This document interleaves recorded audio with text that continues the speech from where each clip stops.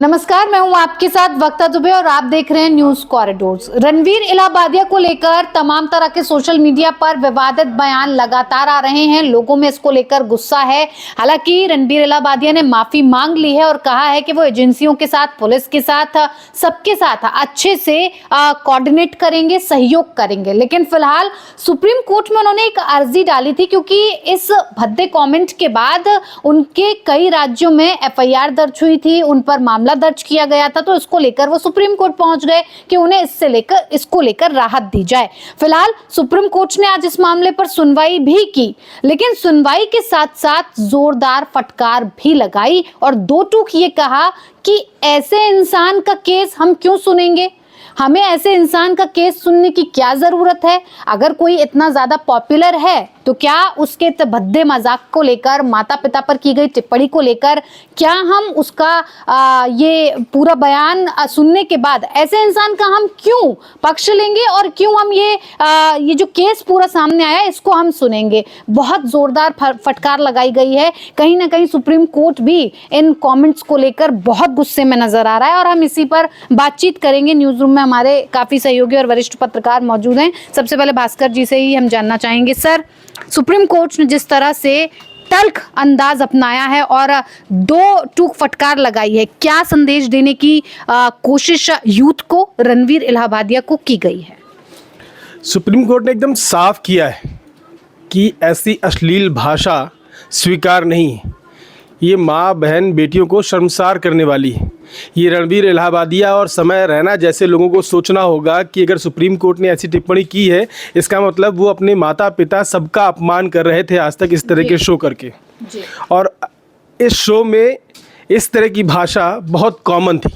सवाल उठना लाजमी था, पहले नहीं उठा, अब उठा, लेकिन ये भाषा लगातार चलते रहना और सुप्रीम कोर्ट की टिप्पणी करना, ये साफ संदेश है कि कानून में इस तरह की चीज़ों के लिए जगह नहीं है, समाज में इस तरह की चीज़ों के लिए जगह नहीं है। आप पैसे और अपना झूठा सम्मान पाने के लिए इस तरह का फूहड़पन करते हैं और उसकी वजह से थोड़े से पॉपुलर होते भी हैं, लेकिन पॉपुलैरिटी पाने का ये तरीका एक सॉफ्ट पॉर्न टाइप का कह सकते हैं। तो वो कंटेंट कभी भी समाज में स्वीकार्य नहीं होता है। कुछ वर्ग उसके होते हैं, इनका भी एक खास वर्ग था जो पैसे दे के इनको देखता था, लेकिन समाज को गंदा करने का ये काम कर रहे थे। सुप्रीम कोर्ट की टिप्पणी ने इसको साफ किया जी।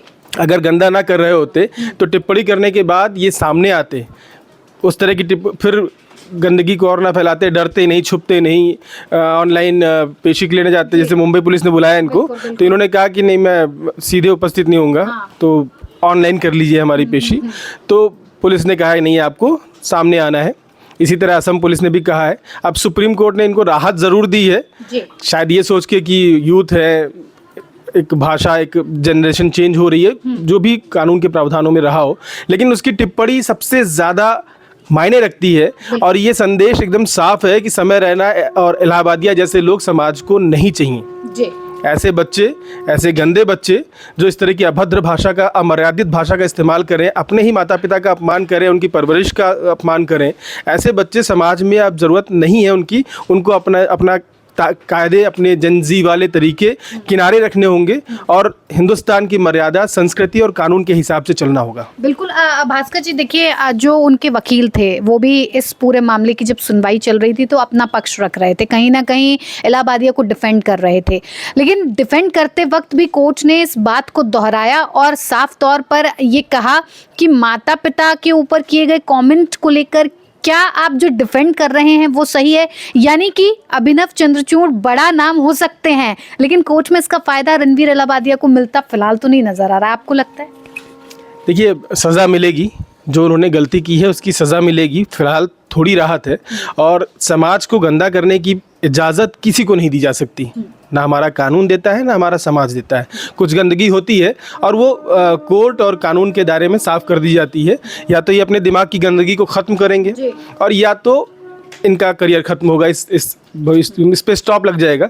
एक जो स्टैंड अप कॉमेडियंस का जो एक बड़ा सा फौज तैयार हो रही है, उनकी भाषा मर्यादित हो जाएगी और धीरे धीरे कंटेंट इस पे लगाम लगनी शुरू हो जाएगी।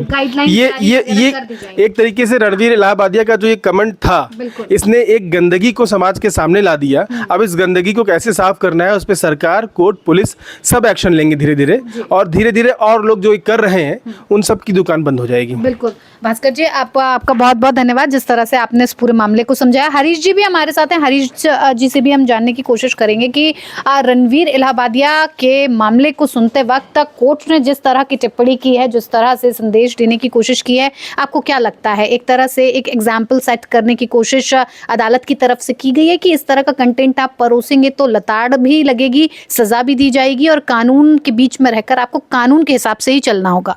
देखिए, सजा होगी या नहीं होगी ये तो अभी कहना बहुत जल्दबाजी होगी, क्योंकि जिस तरीके से सुप्रीम कोर्ट ने पहली सुनवाई में ही राहत दे दी कि उन्हें अरेस्ट नहीं किया जाएगा अगर वो जांच में सहयोग करते हैं, तो जो कि वो कर रहे हैं। और लेकिन इसमें एक चीज़ है कि वो देश भी नहीं छोड़ सकते, उनका पासपोर्ट जमा हो गया है।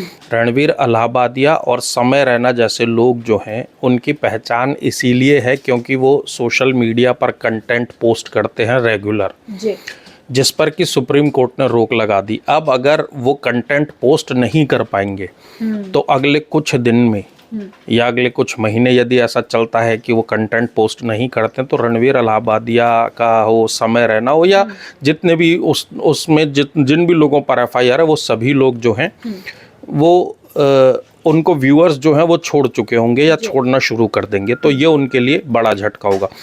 रही बात इसकी, जो सुप्रीम कोर्ट ने कहा कि इनके दिमाग में गंदगी भरी हुई है, तो हम जब पहले भी इस पर डिस्कशन कर रहे थे, मैंने तब भी कहा था कि किसी को भी समाज में इस तरीके की बातें करने का, सभ्य समाज में, चाहे वो दुनिया का कोई भी, सिर्फ भारत ही नहीं, दुनिया के किसी भी सभ्य समाज में ये बातें नहीं हो सकती जो कि उस शो के दौरान की गई या की जाती रही। अब सुप्रीम कोर्ट ने जब अपने रुख कड़ा किया है तो ये साफ है कि इस तरीके के जो लोग और स्टैंड अप कॉमेडी के नाम पर जो है ये गंद कर रहे थे या इस तरीके की बातें कर रहे थे, जिन्हें गंदी बात कह सकते हैं, उन सब पर भी लगाम लगेगी और हो सकता है कुछ एक के खिलाफ भी नए केसेस देखने को मिले। जो उन्होंने पहले करतूतें की हैं उन करतूतों के खिलाफ नए केसेस देखने को मिले, तो ये बहुत मुमकिन है। सवाल यही है कि एक बात जो और इम्पोर्टेंट हो जाती है, सुप्रीम कोर्ट ने भले ही जो कुछ भी कहा हो, सख्त टिप्पणी की, वो ठीक है, लेकिन जो उस शो को देख रहे हैं उनकी भी रिस्पॉन्सिबिलिटी बनती है, अलर्ट हो, ये देखना ज़रूरी नहीं है। कॉमेडी के तरीके हजार हो सकते हैं, अगर आपको एंटरटेनमेंट ही करना है तो सभ्य तरीके से भी कॉमेडी की जा सकती है, जिसकी बहुत ज़्यादा ज़रूरत भी समाज को हो सकती है, लेकिन वो अश्लील कॉमेडी नहीं हो सकती। और अश्लीलता जहाँ भी फैल रही है उसके खिलाफ आवाज़ उठाना बनता है। बिल्कुल। तो देखिए, हरीश जी ने और भास्कर जी ने इस पूरे मामले को बहुत ही बेहतर तरीके से समझाया है। हालांकि सुप्रीम कोर्ट से राहत जरूर मिल गई है रणवीर इलाहाबादिया को। साफ तौर पर उनसे कहा भी गया है कि आप देश नहीं छोड़ेंगे, अपने पासपोर्ट को पुलिस के पास जमा करवाएंगे, कार्रवाई में पूरा सहयोग करेंगे और आगे आने वाले वक्त में ये भी कहा है कि इस केस को लेकर अब जो भी एफआईआर होगी, किसी तरह की अब कोई दूसरा मामला उनके खिलाफ दर्ज नहीं किया जाएगा। सुप्रीम कोर्ट से थोड़ी सी राहत जरूर मिली है, लेकिन सख्त टिप्पणी ने यह भी दर्शा दिया है कि आगे आने वाले कंटेंट क्रिएटर्स को बहुत संभल कर रहने की जरूरत है। और रणवीर इलाहाबादिया और समय रैना पर फिलहाल कोर्ट की ये टिप्पणी साफ दर्शा रही है कि फिलहाल बख्शा तो नहीं जाएगा, आगे क्या कुछ होगा कोर्ट की तरफ से ये देखने वाली बात होगी। आप बने रहिए न्यूज़ कॉरिडोर्स के साथ। नमस्कार।